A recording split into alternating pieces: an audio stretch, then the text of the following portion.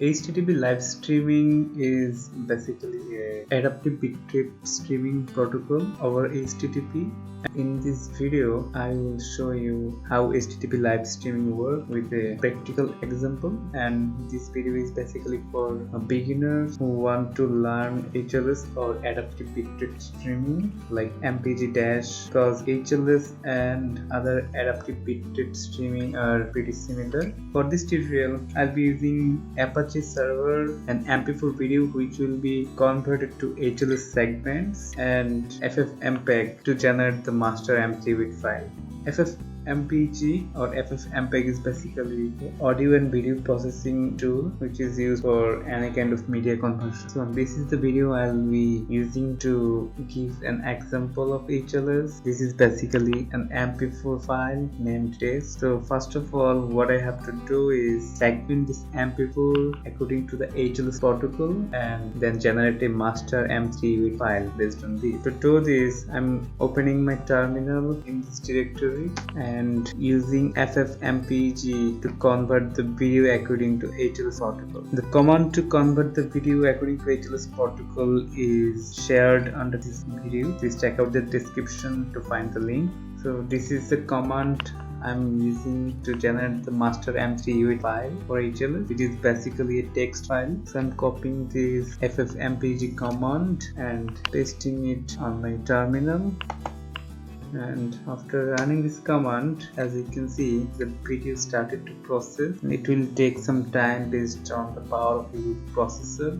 Now FFmpeg finished video processing, and if we go to the folder directory, we can see that TS file here named video segment 0, video segment 1 and video segment 2, and another HLS master for test file, which is an M3U8 playlist file. So if we open this playlist file, we can see that some text ext m3u version free, target duration, media sequence, and blah blah blah. This is actually a master playlist file according to HLS protocol, and if we look at the command of FFmpeg, then we can see that we are taking test.mp4 as input, and our HLS segment time is 10 seconds. Video playlist type is VOD, which means video on demand, and the alias for HLS segment file name is video segment underscore number of segment, and finally the name of master M3 file is HLS master for test, because our input file name is test. And after running this, we've seen that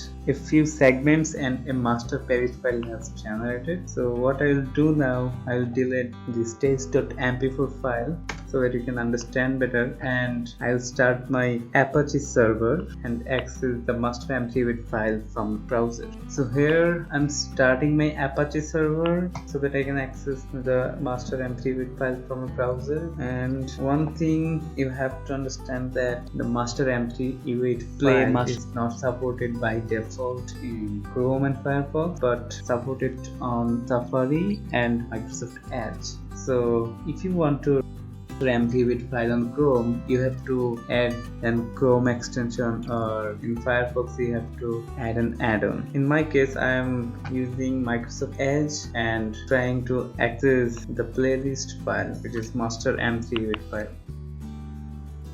So as you can see here, I've started my Apache server, and under the htdocs folder, I have created a folder named HLS server and put my HLS master test.mp3 file under this. And if we want to access the master MP3 file from browser, the URL will be like this. This is basically the URL to access the generated master MP3 file, which is basically a text file. So I'm entering this URL and the video is playing. The video length is 24 seconds, and as you can see here, video is playing without any interruption. But if we check out on the segments, we can see that the first segment is 10 seconds, the second segment is 10 seconds, and third segment is for 3 seconds. But when we are playing this on Microsoft Edge, the video is playing without any interruption. We also can test this on VLC media player. So I'm opening my VLC media player, and on VLC media player you have to click on open network stream and paste the URL for the M3-bit file and hit on play. And we can see that the video is also playing on PLC media player without any interruption. So this is how HLS protocol works. If you want to learn more about Apple's HTTP live streaming, I have attached a link under the description below. Please check out the link. If you have any doubt about HTTP live streaming or you want to learn something more, please write a comment below so that I can catch you up. And thanks for watching. Please subscribe to my channel if you enjoyed the video. I'll see you in the next video. Thanks for watching.